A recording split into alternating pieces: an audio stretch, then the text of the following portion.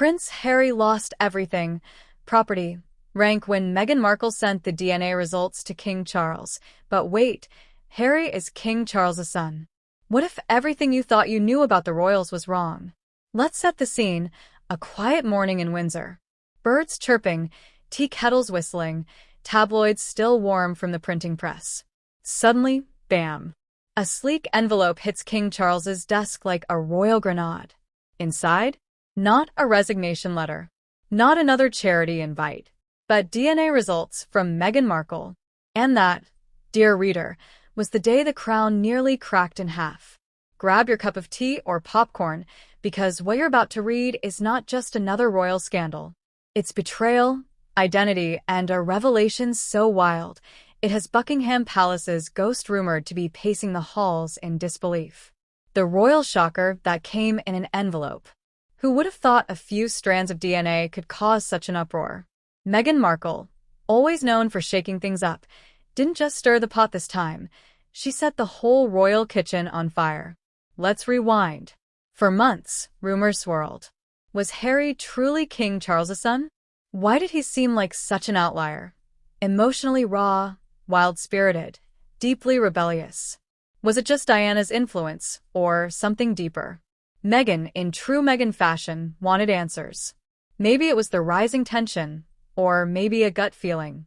So she did what no royal ever dared. She had DNA tests done on Harry.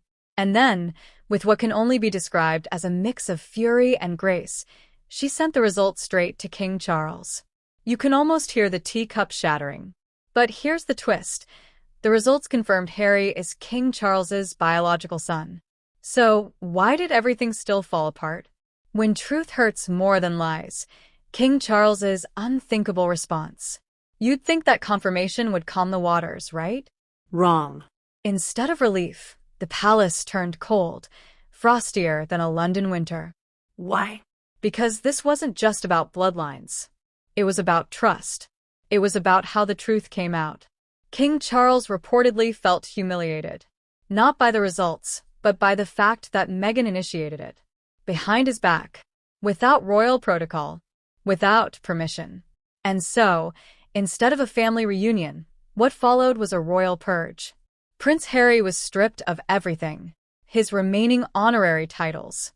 Properties funded by the crown. Even his access to certain royal accounts. It was as if someone hit undo on his entire royal existence. And Meghan? She didn't back down. She told friends, if they can't handle the truth, that's on them. Drama? Darling, this is Shakespeare with iPhones. The invisible battles, when DNA doesn't heal wounds. Let's pause for a moment. Can you imagine thinking your whole life you were the outsider, only to finally get proof that you belong, and then be rejected anyway?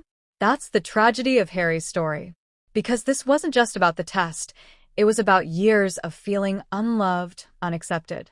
The world saw a prince, but he saw a prison.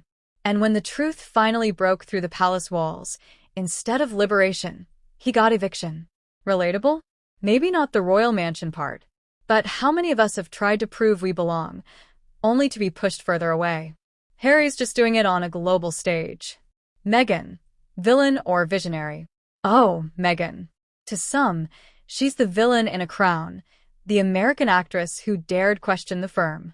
But to others, she's a visionary, bold enough to confront generational trauma and break the toxic silence. This DNA decision wasn't just a plot twist. It was a statement. Truth matters more than titles. But was it worth the cost? She and Harry now find themselves cut off from everything they once knew. Their Netflix deals and podcasts may pay the bills, but let's be real, nothing replaces the weight of a lost identity. Yet in the ashes, there's freedom. Real, raw, and maybe a bit messy. But freedom all the same. The fallout, titles gone, but what about family? You'd think losing everything might bring some peace. But reports say the tension only escalated. William was furious, Camilla was speechless, and even loyal royal staffers reportedly cried. Not over the scandal, but over the symbolism. The Queen, God rest her, always said family first. This felt like family last. The once close brothers haven't spoken in weeks.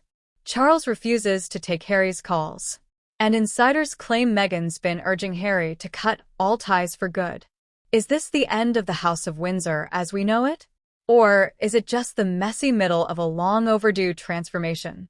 The power of truth, even when it breaks you. Here's the thing. Most of us go our entire lives avoiding hard truths.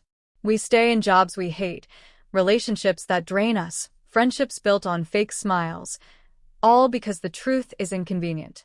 But when you face it, when you dig it up, air it out, and hold it in your shaking hands, even if it costs you everything, you get something else in return. You get yourself. And maybe that's what Harry and Meghan have now. A stripped-down, raw, title-less version of themselves. But authentic, unbought, unbowed, unfiltered. How this royal meltdown applies to you. Think this is just a royal soap opera? Think again. This story holds a mirror to us all. Who are you without your titles, your job title, relationship label, family expectations? What truth are you avoiding because it might shatter the image you've built? Harry faced a nuclear fallout. But maybe you just need to have one awkward conversation. One brave boundary. One honest moment. Are you willing to lose everything they gave you to finally become you? What comes next? A new royal era or royal oblivion? Royal insiders say there's no going back. Harry and Meghan are reportedly planning a new documentary, not about the palace, but about healing. Meghan is exploring a memoir. And Harry? He's finally found his voice, and he's using it. There's talk of charity work in Africa, launching foundations for mental health, and maybe, just maybe, reconciling with William someday. But not yet. Because right now the House of Windsor isn't rebuilding. It's still burning. And maybe, just maybe, that's what it needed all along. Final thoughts. What would you do if you lost everything? Would you cry? Rage? Fight? Or would you finally breathe, free from the weight of pretending?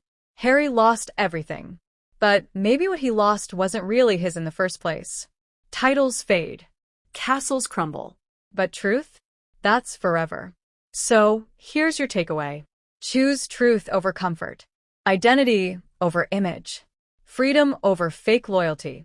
Because if a prince can walk away from a palace, maybe you can walk away from whatever's holding you back. Your turn. What's your truth? Did this royal story strike a nerve? Make you question something in your own life? I want to hear from you. Share your thoughts in the comments. Was Meghan right? Did Harry finally become who he was meant to be?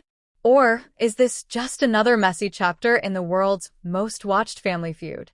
And hey, if you know someone who needs to hear the story, send it their way. Because sometimes it takes a royal mess to inspire a personal breakthrough. Absolutely. Let's keep the momentum going and dive deeper into the aftermath, the emotional toll, and what this all really means for Prince Harry, Meghan Markle, and you. Behind closed doors, Harry's silent breakdown no one saw coming. It's easy to forget that beneath the crown and cameras, Harry is just a man. A son. A father. A husband. After the DNA envelope detonated the last thread of connection he had to the royal institution, sources close to Harry say he fell into a kind of quiet depression. Not the dramatic, screaming into pillows type, but the heavy silence kind. The kind where you stare out windows too long. Where even your toddler's giggle doesn't quite pierce the fog. Reports say Harry began journaling again, something Diana encouraged him to do as a boy. He filled page after page, wrestling with the ultimate question. If I am his son, then why did he never fight for me? It's a question that, let's be honest, transcends royalty. How many of us have struggled with that same ache? The ache of being technically loved, but never really fought for. Harry was facing it. Raw. Public. Unfiltered. And all while tabloids speculated if he'd be welcomed back, as if he ever really belonged. Meghan's fire. Protecting Harry at all costs. If you think Meghan regrets sending the DNA results, think again.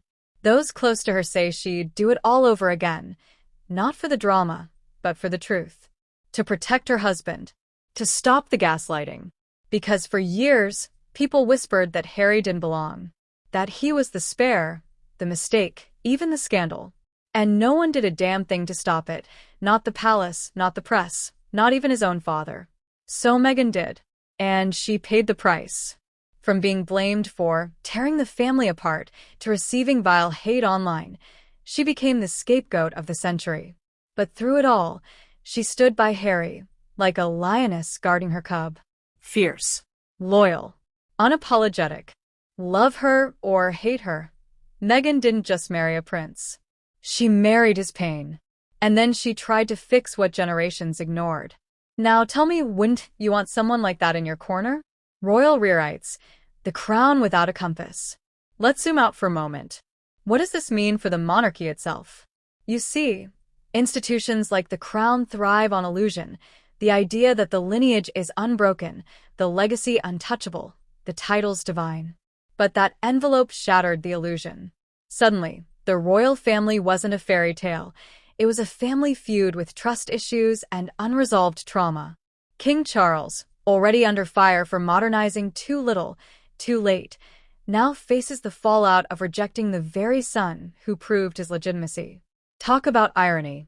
Inside sources claim palace aides are scrambling to do damage control, updating protocols, locking down leaks, and reviewing future access to DNA testing within royal circles. Yes, really. But the public? They're watching. They're awakening. And they're wondering, if Prince Harry, the most visible royal rebel, could be right, what else has the monarchy gotten wrong? The public divide, Team Harry versus Team Palace. Let's be honest.